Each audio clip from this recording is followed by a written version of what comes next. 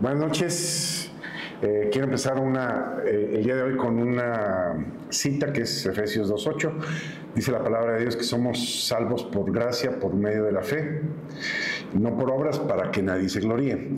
Entonces, básicamente es que Dios nos quiere dar cosas, Dios nos quiere bendecir porque nos ama, no porque nos hayamos portado bien, no porque no lo hayamos ganado, simplemente porque nos ama.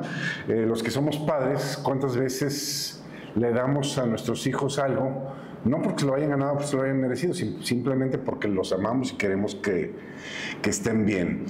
Entonces, quiero seguir con 2 Corintios capítulo 1, verso 20. Dice aquí en 2 Corintios 1:20, dice: porque todas las promesas de Dios son en Él sí y en Él amén, por medio de nosotros, para la gloria de Dios Padre. Esto es bien interesante porque tenemos en la Biblia miles de promesas. Tenemos prácticamente una promesa para cada problema que te puedas venir, y tenemos una bendición para cada área de nuestra vida. Y dice aquí que todas esas promesas son sí en Dios. O sea, Dios nos dice que sí en Dios, por medio de nosotros, para la gloria de Él. O sea, al final es que para que Él se gloríe, pero también es por medio de nosotros. O sea, quiere decir que nosotros las tenemos que tomar. O sea, no nos van a llegar por arte de magia. Tenemos que activar nuestra fe, tenemos que ser obedientes a lo que Dios habla, porque en la obediencia también vemos bendiciones cumplidas, ¿verdad? Y no es por otra cosa, sino por amor. Cuando uno ama, uno da incondicionalmente. De hecho, el amor de Dios se le conoce como un amor ágape, es un amor incondicional. Y dice así la Biblia en Juan 3:16: tanto nos amó Dios que entregó a su único Hijo para que todo aquel que en Él crea no se pierda, mas tenga vida eterna. Entonces dice, Dios nos amó y por lo tanto dio a su Hijo. Entonces el amor da de una manera natural, sin esperar nada a cambio. ¿Sí? En Romanos capítulo 10, verso 9 y 10, dice la palabra de Dios que solo basta con creer y confesar. Aunque normalmente esta cita la aplicamos a la salvación, pero la podemos aplicar pues a la salvación financiera, a la salvación en cuestión de salud, en todas las áreas de nuestras vidas. Dice que si nosotros confesamos con nuestra boca que Jesús es el Señor y creemos en nuestro corazón que Dios le levantó de los muertos, seremos salvos de la enfermedad, salvos de la pobreza. Hemos hablado que la salvación es integral, espíritu, alma y cuerpo, ¿sí? Entonces lo que tenemos que hacer es confesar con la boca y creer con el corazón, ¿sí? De hecho, también dice la palabra de Dios que somos justificados gratuitamente nada más por creer en Jesús, ¿sí? Y no tenemos que hacer nada para justificarnos delante de Dios. Él es el que nos justifica. Vamos a seguir ahí en Romanos capítulo 1, versos 16 y 17. Dice: porque no me avergüenzo del Evangelio, porque es poder de Dios para salvación a todo aquel que cree, al judío primeramente y también al griego, porque en el Evangelio la justicia de Dios se revela por la fe y para fe, como está escrito, mas el justo por su fe vivirá. En el Evangelio la justicia de Dios se revela por fe, que era lo que estamos hablando. Somos justificados gratuitamente por la fe en Jesucristo. Eso le llamamos la gracia de Dios, ¿sí? Tenemos la gracia de Dios en nuestras vidas, y la gracia es algo que Dios nos da no por merecimiento propio, sino simplemente por el amor que Dios nos tiene a cada uno de nosotros. Porque también algo que dice la Escritura, y lo dice varias veces en varias partes, es que por nuestra propia cuenta, por nuestras propias obras, nadie somos buenos, nadie somos justos. Y quiero leer algo que resalta este punto, que es Romanos 3, del 9 en adelante. Vamos a leer hasta el 20. Dice Pablo: ¿qué pues? ¿Somos nosotros mejores que ellos? En ninguna manera, pues ya hemos acusado a judíos y a gentiles que todos están bajo pecado. Todos estamos bajo pecado. De hecho, dice en 1 Juan 1, 8 y 9 que el que diga que no tiene pecado es mentiroso y hace mentiroso a Dios. Verso 10 dice: como está escrito, no hay justo ni aún uno. O sea, que quiere decir que si somos 8,000 millones de personas en el mundo, no hay uno solo que sea justo. Verso 11 dice: no hay quien entienda, no hay quien busque a Dios. Todos se desviaron, a unas se hicieron inútiles. No hay quien haga lo bueno, no hay ni siquiera uno. ¿Sí? Verso 19. Pero sabemos que todo lo que la ley dice, lo dice a los que están bajo la ley, para que toda boca se cierre y todo el mundo quede bajo el juicio de Dios, ya que por las obras de la ley ningún ser humano será justificado delante de él, porque por medio de la ley es el conocimiento del pecado. Y a mí me asombra, ¿no?, cómo gente que se supone que conoce la palabra de Dios anda enseñando y exigiéndole a su gente que cumplan los mandamientos. Número 1, nadie puede cumplir los mandamientos. Número 2, de nada sirve aunque pudieras, porque dice que nadie va a ser justificado delante de Dios por la ley.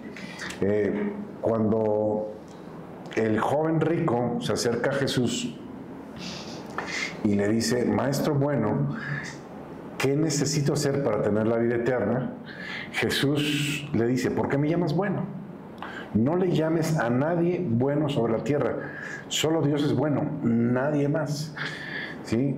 Y luego le dice, pues ya sabes, cumple los mandamientos, etcétera, etcétera.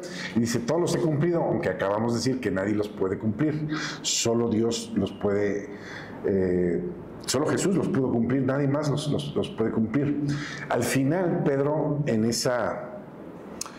ese libro, en capítulo 19 de Mateo, le dice: oye, maestro, la ponen muy difícil, ¿así quién podrá ser salvo? O sea, porque nadie puede cumplir la ley.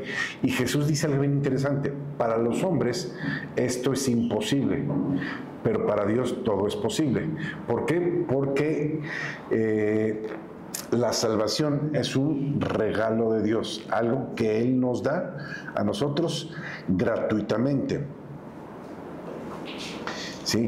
Vamos a seguir leyendo ahí en Romanos, verso 21, estábamos en el capítulo 3, dice: pero ahora, aparte de la ley, se ha manifestado la justicia de Dios testificada por la ley y los profetas, la justicia de Dios por medio de la fe en Jesucristo para todos los que creen en Él, porque no hay diferencia, por cuanto todos pecaron y todos están destituidos de la gloria de Dios. Todos hemos pecado y todos estamos destituidos de la gloria de Dios.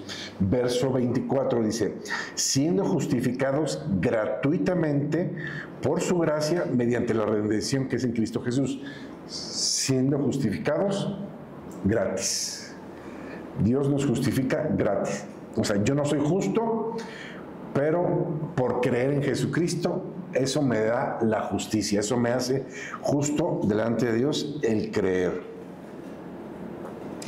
Dice: a quien Dios puso como propiciación por medio de la fe en su sangre para manifestar su justicia a causa de haber pasado por alto en su paciencia los pecados pasados. Él pasó por alto nuestros pecados con la mira de manifestar en este tiempo su justicia, a fin de que Él sea el justo y Él el que justifica al que es de la fe en Cristo Jesús. Esto es bien interesante porque de repente tenemos enseñanzas, o todos venimos de una enseñanza donde nos dicen que todos somos hijos de Dios, cuando la Biblia dice que solo los que reciben a Jesús son hijos de Dios.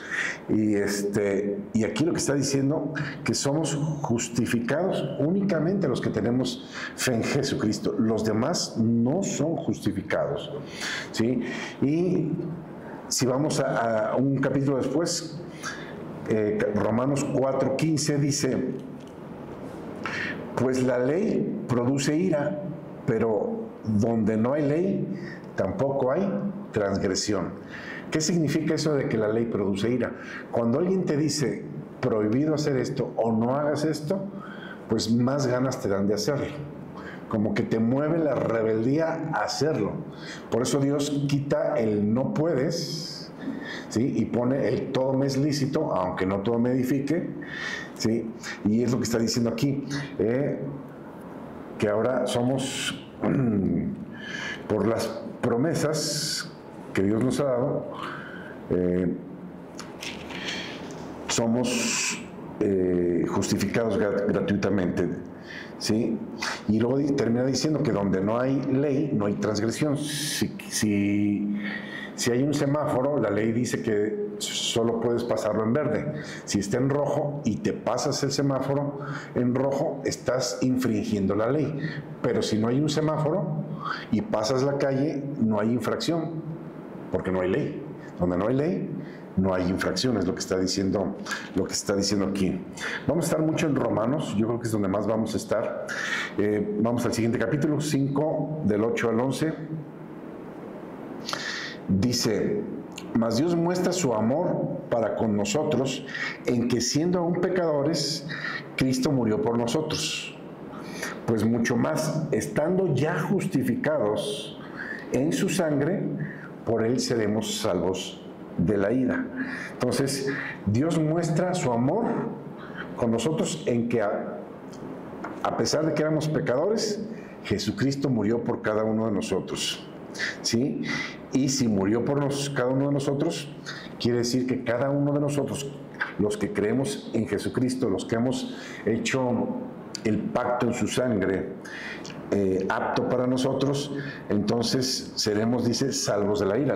No estamos puestos para la ira de Dios. La ira de Dios va a caer sobre aquellos que no han recibido a Jesús como Señor y Salvador, porque ellos rechazaron al Hijo. El que tiene al Hijo tiene al Padre, y el que rechaza al Hijo rechaza también al Padre. Versos 8 al 11 ya es lo que acabamos de leer. Vamos a leer entonces del verso 2 en adelante. Dice: por tanto, como el pecado entró en el mundo por un hombre, y por el pecado la muerte, así la muerte pasó a todos los hombres, por cuanto todos pecaron. Está hablando aquí de Adán. Cuando Adán estaba sobre la tierra, había un solo mandamiento.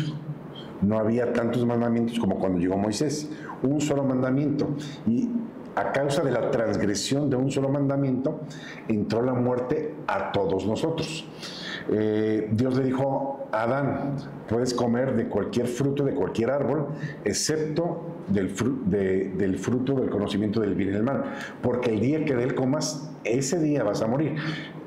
Adán era inmortal. En el momento que come el fruto, entra una especie de infección en su cuerpo que lo hace mortal, y esta infección pasa a sus hijos, a los hijos de sus hijos, hasta nosotros. Por eso dice que por la transgresión de uno, la desobediencia de uno, mueren muchos. ¿Sí? Pasó a todos los hombres. Y luego dice: por cuanto todos pecaron. Dice: pues antes de la ley, o sea, antes de que hubiera la ley, lo que estamos hablando ahorita, había pecado en el mundo, ¿sí? A causa de un solo mandamiento, ¿verdad? Pero donde no hay ley, no se inculpa de pecado. Si no hay ley, no hay culpa por el pecado. No se le echa la culpa a nadie por ninguna transgresión. No obstante, reinó la muerte desde Adán hasta Moisés, aún en los que no pecaron en la manera de la transgresión de Adán, el cual es figura del que había de venir.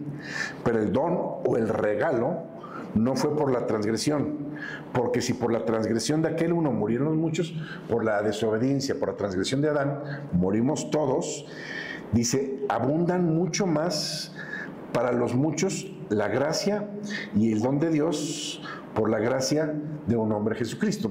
Básicamente lo que dice en el contexto, y lo vamos a leer ahorita, es que por la desobediencia de Adán morimos todos, pero por la obediencia de Jesús somos todos salvados.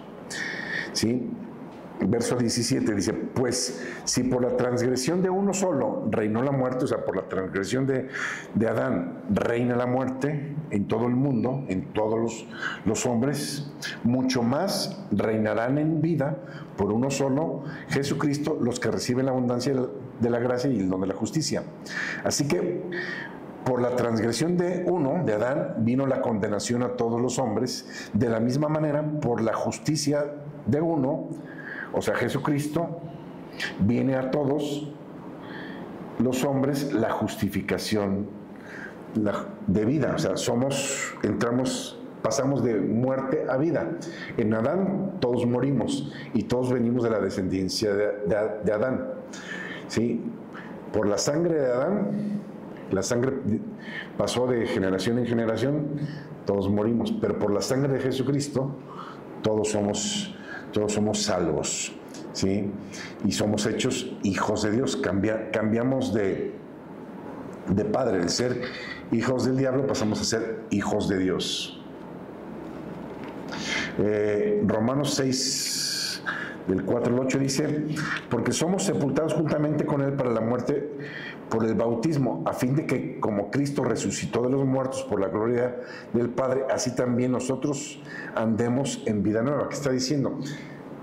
Bueno, está hablando del bautismo. El bautismo es un símbolo donde somos sepultados en agua, simbólicamente, morimos simbólicamente para levantarnos en una vida nueva, en esta vida en Cristo. Dice que fuimos rescatados de la vana manera de vivir que recibimos de nuestros padres para andar en una vida nueva. Porque si fuimos plantados juntamente con Él en la semejanza de su muerte, así también lo seremos en la resurrección. Entonces, simbólicamente, morimos juntamente con Cristo en el bautismo y a la hora de levantarnos, nos levantamos juntamente con Cristo resucitado. Sabiendo esto, que nuestro viejo hombre fue crucificado juntamente con Él para que el cuerpo del pecado sea destruido, a fin de que no sirvamos más al pecado. Porque el que ha muerto ha sido justificado del pecado. Y si morimos con Cristo, creemos que también viviremos con Él. Entonces, morimos juntamente con Cristo en la cruz, pero también nos levantamos juntamente con Cristo. Jesús dijo, nadie me quita mi vida, yo tengo poder para ponerla y tengo poder para volverla a tomar. Jesús se levanta y todos los que aceptamos a Cristo Jesús morimos a una vieja manera de vivir y nacemos espiritualmente para una vida nueva.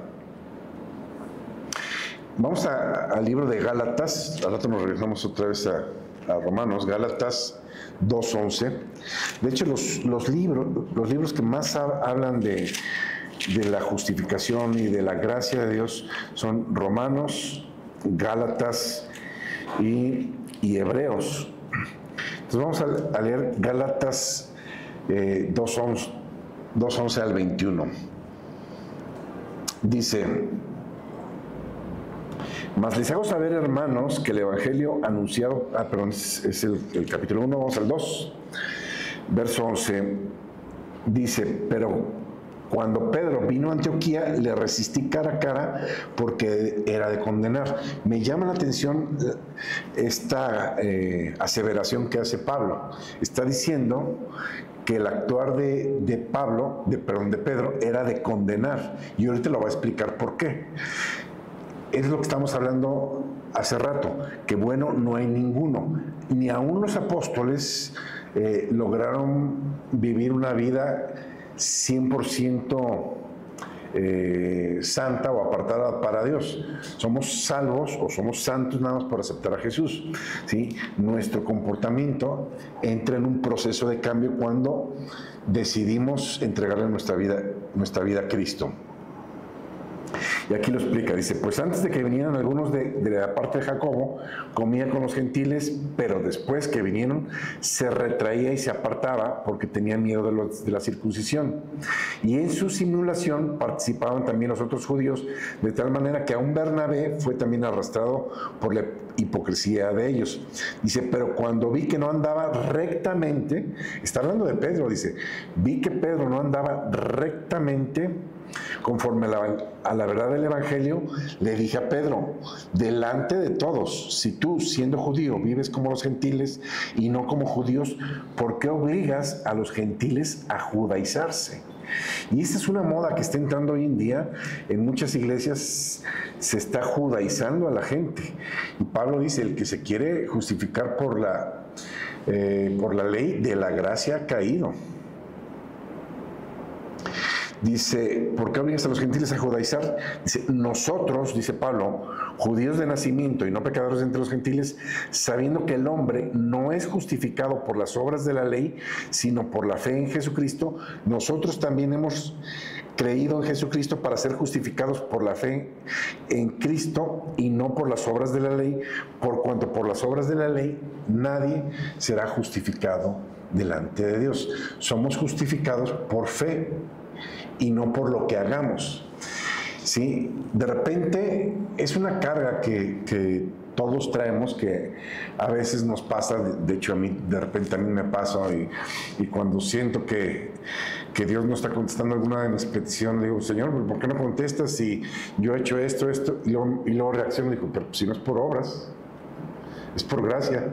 Entonces, si no he recibido lo que he pedido de Dios, es o porque no me conviene, o porque no es el momento, o porque no estoy preparado, nada más. No porque Dios no me quiera dar. Acabamos de leer que todas las promesas de Dios son en el sí y en el amén por medio de nosotros. Gálatas 3, del 1 al 5, vamos a leerlo. De hecho, este libro de Gálatas es un libro muy interesante porque habla de cierta gente o falsos hermanos que se introdujeron a escondidas a esta iglesia, a la iglesia de Gálatas, y empezaron a hablar de la ley con la gente de ahí. Y entonces la gente se estaba volviendo a la ley. Por eso dice Pablo en este mismo libro, en el capítulo 1, en el verso 8, dice, mas si a nosotros o a un ángel del cielo les anuncia otro evangelio diferente del que les hemos anunciado, sea maldito, dice Pablo. ¿Por qué dice? Porque ellos estaban recibiendo un evangelio diferente al que Pablo les había dado. Y entonces le está diciendo, aquella gente que les está obligando o les está enseñando otra vez la ley y los está llevando otra vez a encadenarse a la ley, dice, esta gente sea maldita. Es en el contexto lo que está hablando. Y entonces Pablo los exhorta aquí y les dice, Gálatas insensatos, ¿quién les fascinó para no obedecer a la verdad? La palabra fascinó, cuando uno se va a los originales, el sentido es quién los embrujó, ¿sí? Se había metido como un espíritu de hechicería en esa iglesia que estaba desviando a la gente de la verdad. ¿Quién les fascinó para no obedecer a la verdad? A ustedes, ante cuyos ojos Jesucristo ya fue presentado claramente entre ustedes como crucificado. Esto solo quiero saber de ustedes, ¿recibieron el Espíritu por las obras de la ley o por el oír con fe? ¿Recibimos a Jesús por fe? ¿Recibimos al Espíritu Santo por fe? Y no porque hagamos nada más. Y luego dice en el verso 3, tan necios son, habiendo comenzado por el Espíritu, ¿van a acabar por la carne? Tantas cosas han padecido en vano, si es que realmente fue en vano. Aquel pues que le suministra el Espíritu y hace maravillas entre ustedes, ¿lo hace por las obras de la ley o por el oír por fe? ¿Sí? Dice Pablo, y es que no tenemos tiempo de leer todo, Pero Pablo habla de que la ley era una nana que sirvió nada más para que el pueblo no se desenfrenara más de la cuenta, pero nunca fue diseñada la ley para salvar a nadie. De hecho, en el tiempo de la ley, dice la Biblia que la ley por medio de Moisés fue dada. ¿Sí? En el tiempo de la ley hasta Jesucristo hubo dos pactos. La ley fue un pacto, pero hay otro pacto, el pacto de Abraham.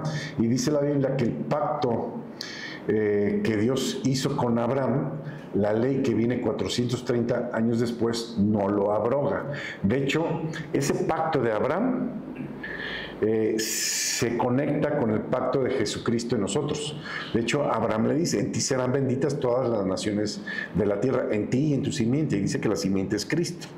Entonces, la gente que no andaba por fe, que no creyó a Dios, andaba por los mandamientos. Y los demás, o los pocos que no andaban por la ley, que sí creyeron a Dios, andaban bajo el pacto de Abraham. ¿Sí? Fíjense, vamos a leer Gálatas 4, 1 al 7, porque luego la gente toma los textos fuera de contexto. Pablo dice, pecaremos porque no estamos bajo la gracia, sino bajo la ley, sino bajo la gracia en ninguna manera.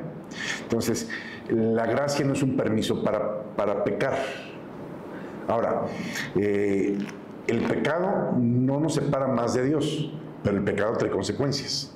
Si tú avientas una pelota en la pared, la pelota va a rebotar. O sea, todo lo que tú hagas va a tener consecuencia en esta vida. Y quiero leer Gálatas 4.1, porque creo que es algo que explica muy bien. Dice Pablo, en Gálatas 4.1, dice, pero también les digo, entre tanto que el heredero es niño, en nada difiere del esclavo, aunque es señor de todo, sino que está bajo tutores y curadores hasta el tiempo señalado por el Padre. Fíjate lo que está diciendo. Está hablando del heredero. ¿Quién es el heredero? El heredero es el que recibió a Jesús como Señor y Salvador. Dice que hemos sido constituidos herederos de Dios y coherederos juntamente con Cristo, dice la Biblia. Entonces, cuando habla del heredero, está hablando de aquellos que recibimos a Jesús como Señor y Salvador. Pero dice que entre tanto que el heredero es niño, en nada difiere del esclavo. O sea, básicamente lo que está diciendo es que una persona que recibe a Jesús como Señor y Salvador, mientras es niño, mientras no madura, se va a comportar como la gente de afuera, como los esclavos, ¿sí? Como la gente que no ha recibido a Jesús como Señor y Salvador. Dice, no hay diferencia en su comportamiento porque no ha madurado. Y fíjate, dice en el verso 2, que están bajo tutores y curadores hasta el tiempo señalado por el Padre. Por ejemplo, nadie, está hablando del heredero, y un heredero no puede tomar su herencia hasta que ha llegado a la madurez adecuada. Por ejemplo, aquí en México, si un joven se le muere el papá o el abuelito se muere y le deja una herencia, no puede tocar la herencia hasta que tenga 18 años. ¿Sí? Esa herencia tiene que ser administrada, está bajo administradores o bajo tutores hasta el tiempo señalado, hasta que cumple la mayoría de edad, entonces puede él mismo ya administrar su herencia. Es lo que está diciendo aquí. Nosotros no podemos administrar nuestra herencia si no maduramos. ¿Sí? Dice, así también nosotros, cuando éramos niños, estábamos en esclavitud bajo los rudimentos o los principios del mundo. Pero cuando vino el cumplimiento del tiempo, Dios envió a su Hijo, nacido de mujer y nacido bajo la ley, para que redimiese a los que estaban bajo la ley, a fin de que recibiesen la adopción de hijos. Quiero hacer como una aclaración. En la Biblia normalmente la separamos en dos, Viejo Testamento y Nuevo Testamento. Pero yo normalmente la separo en tres partes. Lo que es Viejo Pacto, la transición del Viejo Pacto al Nuevo Pacto y el Nuevo Pacto. ¿Por qué? El Viejo Pacto está en el Viejo Testamento, pero el Nuevo Testamento todavía estaban bajo la ley. Dice la Biblia, y lo acabamos de leer, que Jesús vino bajo la ley para cumplir la ley. Entonces mucha gente toma el texto donde Jesús habla que Él no vino para abrogar la ley, sino para cumplirla, como diciendo nosotros también tenemos que cumplirla. Y no entienden los tiempos de Dios. Nadie podía cumplir la ley. Jesús vino para cumplir la ley. Una vez cumplida la ley, entonces la ley queda abrogada, ¿sí? Pero hasta ser cumplida, Jesús la cumple. Esto, miren, esto está muy claro en Romanos 4:10. Lo que estoy hablando de que la ley queda abrogada con Jesucristo, dice 4:10. Perdón, 4:10, 10:4. Perdón, 10:4. Como eso no me daban, dice, porque el fin de la ley, o la ley llega a su fin en Cristo, para justicia a todo aquel que cree. La ley llega a su fin en Cristo. Entonces, yo lo que siempre hemos enseñado es que ya no estamos bajo la ley, no porque la ley sea mala, dice la Biblia que la ley es buena y santa. Ahora, como cristianos, lo que hacemos es tomar los principios espirituales, ya no como mandamientos para estar bajo la ley, sino los principios de bendición en la ley. Pablo los retoma, en Efesios dice, hijos, sométanse a sus padres, dice, obedezcan a sus padres, porque es el primer mandamiento con promesa, ¿sí? Entonces, Pablo toma varios principios espirituales de la ley para aplicarlos en el Nuevo Testamento. Ya no está la maldición de la condenación si rompemos la ley, pero sí hay principios espirituales de bendición en la ley. Dice, honra a tu padre y a tu madre para... El principio de bendiciones para que te vaya bien y seas de larga vida. Esto lo dice Pablo, que es el mayor promotor del nuevo pacto. Lo dice en Efesios, creo que es Efesios 6. Vamos a leerlo, para que no vean que lo inventé. Dice, es 6:1, dice, hijos, obedezcan al Señor a sus padres, porque esto es justo. Verso 2, honra a tu padre y a tu madre, que es el primer mandamiento con promesa, para que te vaya bien y seas de larga vida sobre la tierra.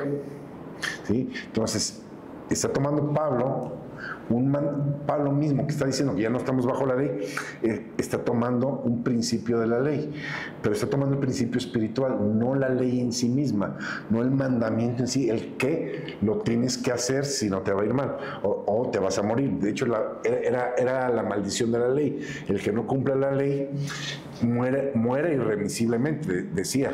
Ahora, fuimos libertados de la maldición de la ley, pero ahí es palabra, la ley también es palabra de Dios, y en esto hay principios espirituales de bendición para cada uno de nosotros. Fíjense, voy a leer Santiago, 2 citas más y terminamos. Santiago 2, 10 y 11. Santiago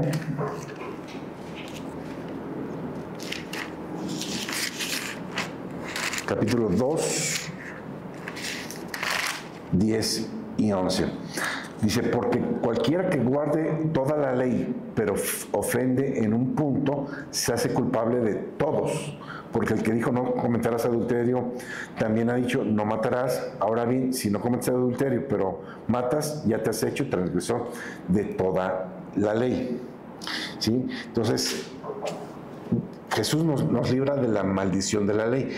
Y quiero terminar con 1 Juan 2, 1 y 2, que precisamente habla de esto, que Dios sabe que vamos a caer, Dios sabe que vamos a pecar, pero tenemos a Jesucristo como nuestro abogado. No para que lo hagamos intencionalmente, sino cuando caigamos, porque les he dicho que una cosa es caer y otra cosa es aventarse. Juan 2:1, hijitos míos, estas cosas les escribo para que no pequen. Y si alguno hubiere pecado, abogado tenemos para con el Padre, a Jesucristo el justo. Y Él es la propiciación por nuestros pecados, y no solamente por los nuestros, sino también por los de todo el mundo. O sea, Jesús vino, murió por los pecados de todo el mundo. Entonces, si llegamos a caer, pues tenemos a nuestro abogado, Jesucristo, ¿sí?, para perdonarnos y limpiarnos de toda maldad, dice también en otra parte. Bueno, quiero darles gracias por haberse conectado. Nos vemos la próxima semana, si Dios lo permite. Dios les bendiga. Hasta luego, gracias.